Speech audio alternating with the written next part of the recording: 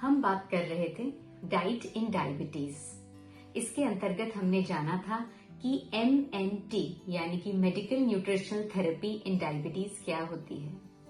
MNT के अंतर्गत कुछ इम्पोर्टेंट टॉपिक्स या बातें होती हैं जो हमें जानना आवश्यक है। इन टॉपिक्स को मैं एक एक कर डिस्कस करूंगी। आज हम डिस्कस करेंगे एक बहुत इम्पोर्टेंट टॉपिक, उसका नाम है carbohydrate intake in patients of diabetes. Carbohydrates, जैसा कि हम सभी जानते हैं, एक मैक्रोन्यूट्रिएंट है। यह हमारे भोजन का, हमारे खाने का वह भाग होता है जो कि हमें readily available source of energy प्रदान करता है, readily available source of energy होता है। साधारण भाषा में मैं समझूं तो कार्बोहाइड्रेट इनटेक का मतलब कि वह एनर्जी या खाने का वह भाग, जैसे कि जो चावल से, शुगर से, गुड़, हनी, पोहा, उपमा, वर्मिसेली, सूजी, मैदा, बिस्किट्स, रस्क, ब्रेड, पाव या और भी खाने की जो ऐसी चीजें होती हैं, उनसे यह भाग जो होता है, इनसे आने वाली एनर्जी हम बोलते हैं कार्बोहाइड्रेट से आती हैं। डायबिटीज के मरीजों में इस कार्बोहाइड्रेट के इंटेक में क्या परेशानी होती है, सबसे पहले ये जानते हैं। यह कार्बोहाइड्रेट डाइजेशन के बाद ग्लूकोज में कन्वर्ट हो जाता है, जो हमारे ब्लड में पहुंचता है और ब्लड ग्लूकोज या ब्लड शुगर के नाम से हम इसे जानते हैं। डायबिटीज के पेशेंट्स में या तो इस ब्लड ग्लूकोज के डिस्पोजल यानी इसके मेटाबॉलिज्म में जो फर्दर स्टेप्स होते हैं उसमें कुछ डिफेक्ट होता है। यदि मरीज टाइप 1 डायबिटीज का होता है तो उनमें इंसुलिन की कमी होती है और यह ब्लड ग्लूकोज डिस्पोज नहीं हो पाता है सेल्स के अंदर। यदि वह मरीज टाइप 2 डायबिटीज का है तो उसके अंदर इंसुलिन की कमी नहीं होती बल्कि अधिकता होती है, किंतु वह इंसुलिन ठीक तरीके से काम नहीं कर पाता है, जिसको हम इंसुलिन रेजिस्टेंस कहते हैं, और इस कारण से ग्लूकोज का डिस्पोजल सेल्स के अंदर नहीं हो पाता है। इन दोनों के परिणाम स्वरूप शरीर में ब्लड ग्लूकोज बढ़ने लगता है।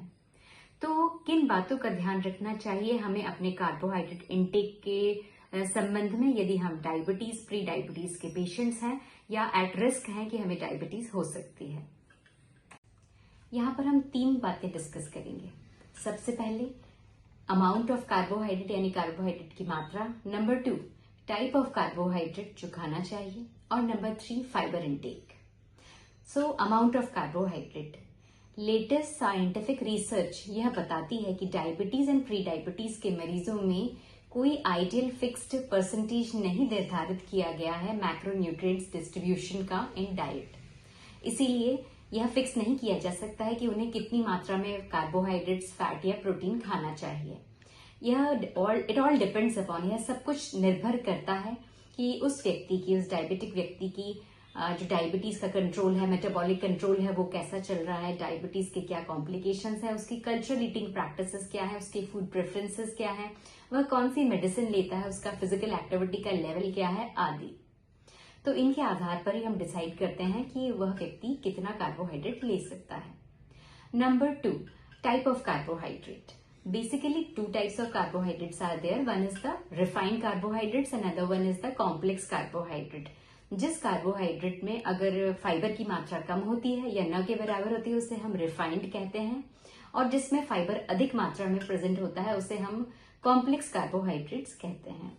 रिफाइंड कार्बोहाइड्रेट्स की श्रेणी में आता है शुगर, हनी, राइस, गुड़, देन पोहा, सूजी, उपमा, वर्मिसेली, कॉर्न्स और साबूदाना।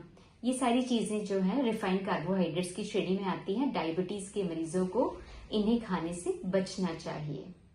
नंबर 2 कॉम्प्लेक्स कार्बोहाइड्रेट्स, इसकी श्रेणी में आता है यदि हम होल ग्रेन्स खाते हैं, जैसे अंकुरित अनाज, जैसे हम होल फ्रूट्स खाते हैं, सैलड हो गया, ब्राउन राइस हो गई, तो ये सारी चीजें कॉम्प्लेक्स कार्बोहाइड्रेट की श्रेणी में आता है। इस प्रकार के कार्बोहाइड्रेट का इंटेक उन्हें अधिक करना चाहिए।